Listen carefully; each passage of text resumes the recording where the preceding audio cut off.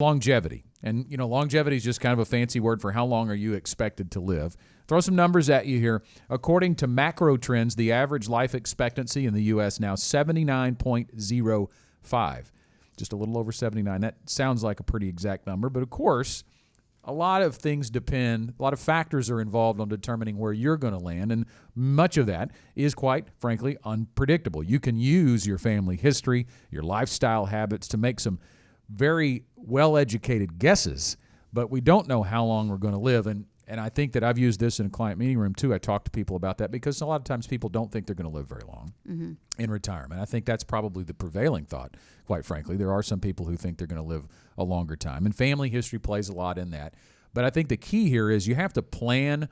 I would rather plan for our client to have a long life and them not have a long life, as opposed to not plan for them to have a long life, and they do. Exactly. What about health issues that crop up, and you're going to need some assets for that.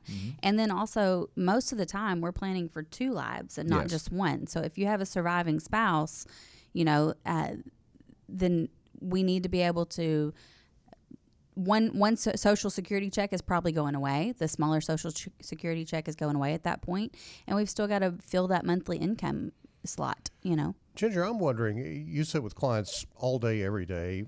Is this issue of longevity really on their minds, or do they think about, I'm going to get really old one day and all of that? Or do they, as Scott said, kind of think about, I'm probably not going to live very long?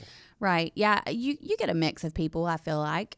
Some people say, and it depends on how they are looking at their retirement. Some people say, I want to spend all my money up front. I'm not going to need anything. I'm just going to be sitting in a rocking chair after I'm 80. So I want to be able to enjoy my 60s, maybe my 70s too.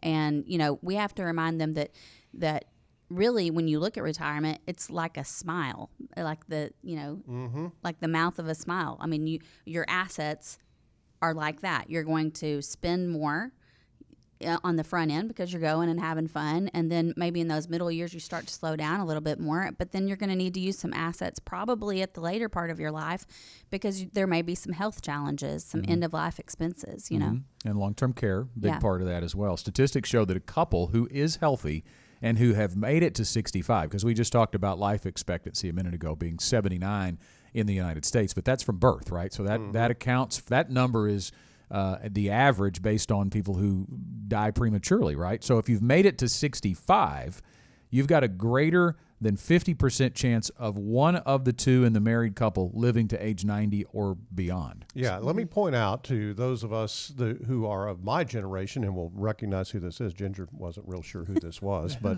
Lieutenant Uhura of Star Trek. You remember the communications officer on the bridge who used to always, help the captain communicate with whoever was down on the planet or whatever.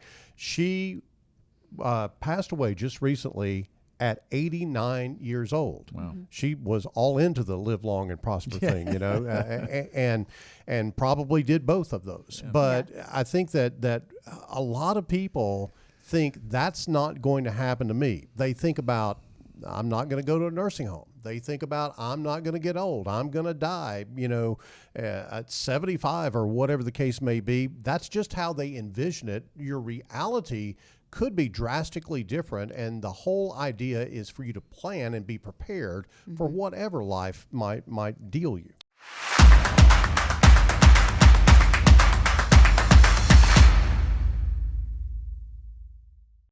Want more content like this delivered to your inbox weekly? Visit fastest4.com to learn more.